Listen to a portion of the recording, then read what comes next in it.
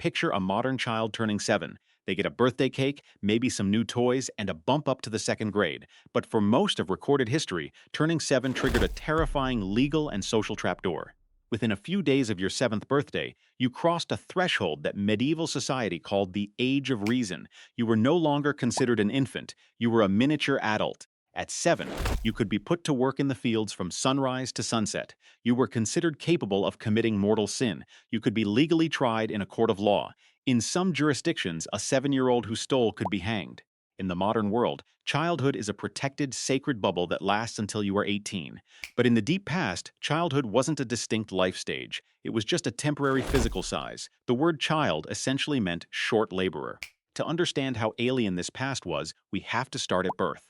Today, we obsess over infant development, tummy time, and freedom of movement. But historically, a newborn was treated more like a fragile, dangerous liquid that needed to be contained. Across Europe and many other parts of the world, babies were tightly swaddled, and we do not mean a gentle modern wrap. Infants were bound so tightly in linen strips that they resembled a plank of wood. Medical thinkers of the time believed a baby's bones were soft, and if they were allowed to crawl like an animal, they would grow up deformed.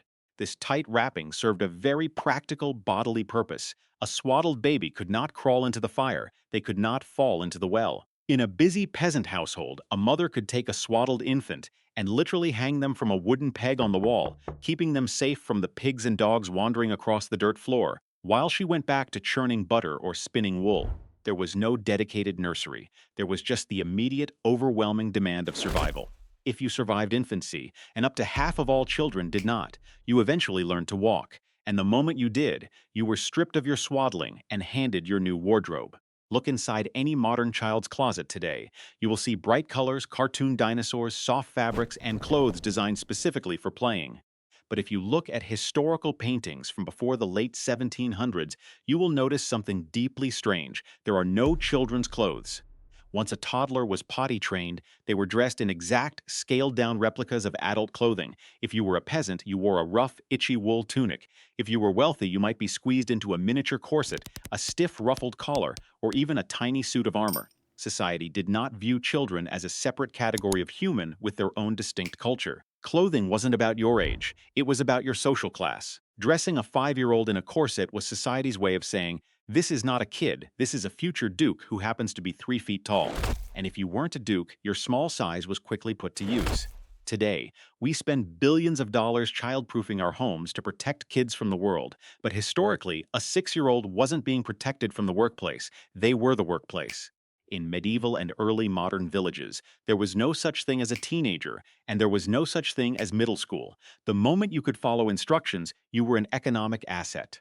At age 4 or 5, your official job might be standing in an active crop field for 10 hours a day, screaming and throwing stones at birds to protect the harvest. You were a human scarecrow. By age 7 or 8, you were given real tools. You were weeding, fetching water, spinning yarn, or feeding livestock. Your hands were small, which made them excellent for picking insects off crops. This wasn't because parents were evil. It was a matter of brutal mathematics. Before modern agriculture, a family had to produce enough calories to survive the winter. Every mouth had to earn its keep. A child who did not work was a child who might starve. But what about play? Surely kids have always played. Yes, they have. Archaeologists have found spinning tops, wooden dolls, and carved animals dating back thousands of years. Human nature doesn't change. Children have an innate psychological drive to play. But the social framework around play was entirely different. Today, play is considered the primary job of a child. Historically, play was an accidental byproduct. It was stolen time. There were no playgrounds. There were no dedicated playdates. Play was what happened in the 15-minute gap between carrying firewood and feeding the chickens. If you found a moment of peace, you might inflate a pig's bladder left over from a slaughter and kick it around the mud like a balloon. You made do with sticks, rocks, and whatever scraps the adult world left behind. Play was tolerated, but it was not respected. It was viewed as an annoying symptom of being young and foolish, something to be outgrown as quickly as possible. This system of small laborers working alongside their parents in fields and cottages lasted for centuries. It was hard, but it was usually supervised by family. Then came the Industrial Revolution, and the historical reality of childhood went from hard to horrific. In the late 1700s and 1800s, work moved from the farm to the factory, and the new factory owners quickly realized something dark. Small bodies were incredibly profitable. Children were cheap, they didn't unionize, and their tiny fingers were perfect for reaching inside jam textile machines. Suddenly, you didn't have 8-year-olds throwing rocks at birds. You had 6-year-olds crawling underneath massive, deafening mechanical looms while the gears were still moving, sweeping up cotton dust. You had young boys sitting in pitch-black coal mines for 14 hours a day, opening and closing ventilation doors.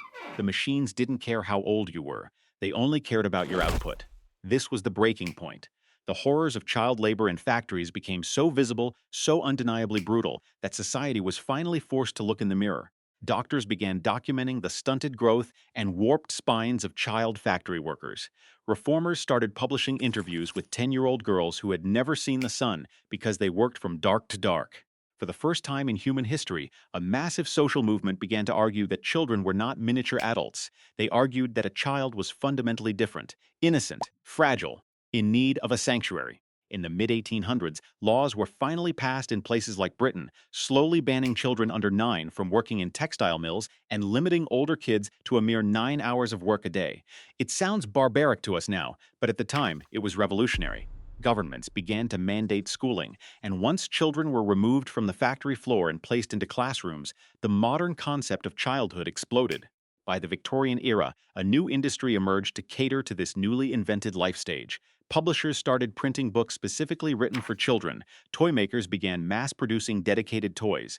Clothing designers finally invented clothes that allowed kids to run, jump, and get dirty. The idea of the teenager wouldn't even be invented until the mid-20th century, born out of high school culture and post-war economic booms. When we look back at the history of childhood, it forces us to realize something uncomfortable. The protected, playful, innocent childhood we consider a universal human right is actually a modern luxury. It is an invention. It was built by labor laws, medical advancements, and an agricultural surplus that finally allowed us to stop seeing our children as survival tools. For thousands of years, you didn't get a childhood. You got a brief, dangerous waiting period, a tightly wrapped swaddle, and a ticking clock counting down to your 7th birthday. The fact that kids today get to just be kids isn't a biological guarantee. It is one of the greatest, most hard-won achievements in human history.